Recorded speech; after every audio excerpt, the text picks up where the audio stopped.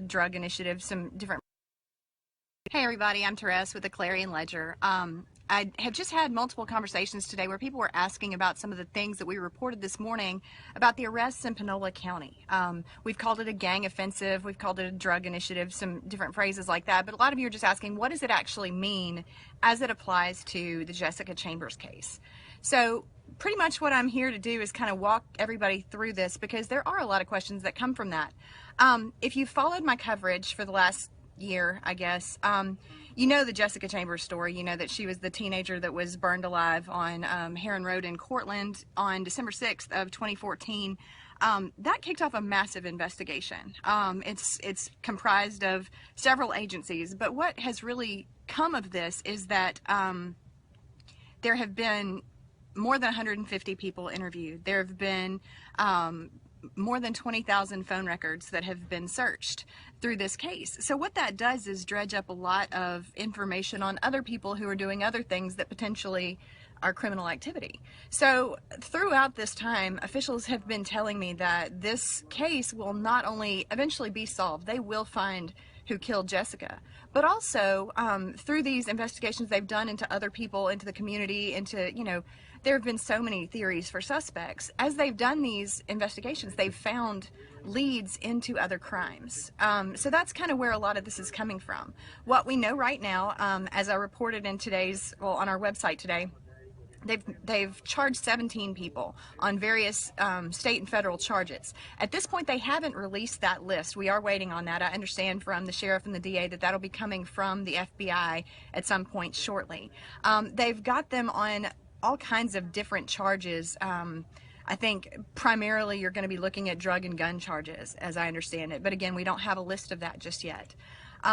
We've got the information that we know, and I'm trying to refresh the website and my my Facebook at the same time to kind of make sure that I'm keeping up if any of you have any questions.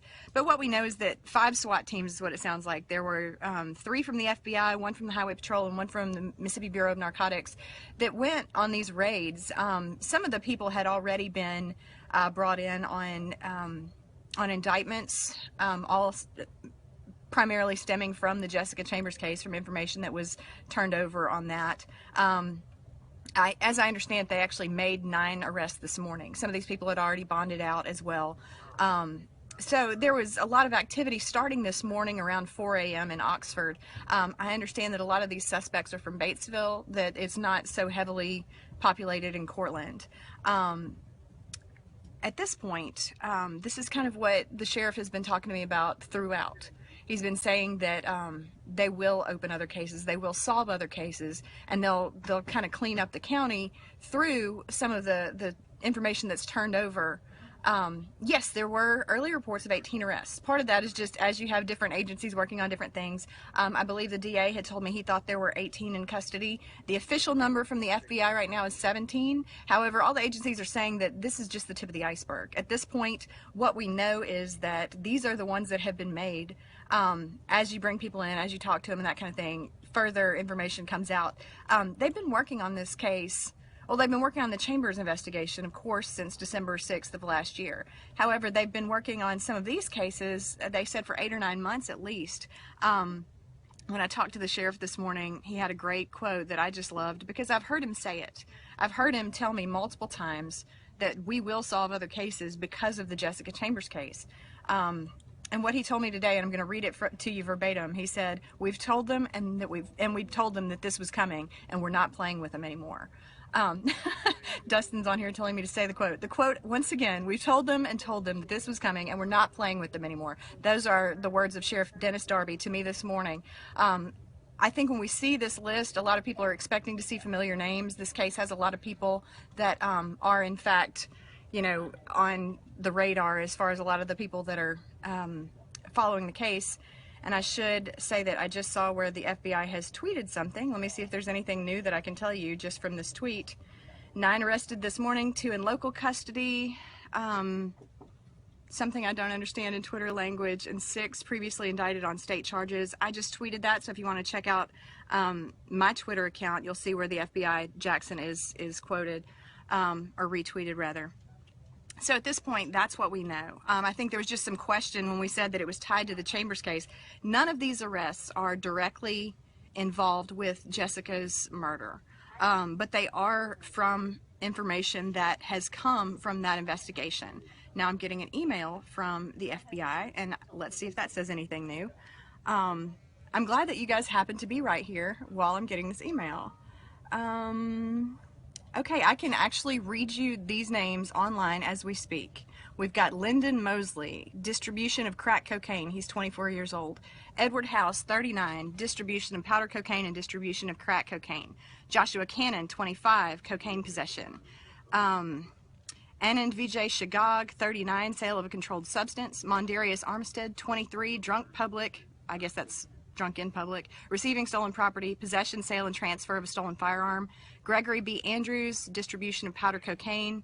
It looks like delirium case, attempt to pass counterfeit and passing counterfeit something. Janicholas Van Keith Scott, sale of cocaine. He's 34 years old. James Mosley, 26, robbery, sale of cocaine, presenting false cocaine in state. Number 10 is George Todd, 23, attempt to pass counterfeit. Again, I'm not sure what counterfeit, but I'm assuming money. Diedrich Ivory, 39, possession of a controlled substance, child abuse, firearm enhancement, felon in possession of a firearm in the proximity of a school or church. Antonio Johnson, 28, possession of a controlled substance with intent. Xavier Hooks, 25, possession of a gun by a felon, possession of a stolen gun. Kevin Winfield, 37, sale of a controlled substance. Elgin Lamar, 38, possession of a controlled substance, 2 counts of that, possession of controlled substance with intent, and 2 counts of child endangerment. Dion Smith, he's 20, passing counterfeit money, I'm assuming. And Stanley Coleman, 40, sale of cocaine times 4. So those are the names of everyone who's been arrested in this case so far. This basically an initiative against gangs and drugs and that kind of thing, spearheaded by the FBI, that has spun off the Jessica Chambers investigation and the information that has been gathered through that.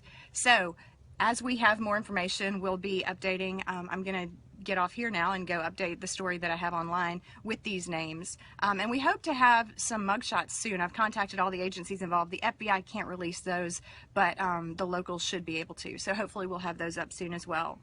Thank you guys so much for tuning in. And if we have anything else, I will try to get back on here. If not, please watch my Twitter. My handle is @TREX21. That's @TREX21. And you're on my Facebook page. So thanks so much, y'all. We'll talk to you soon.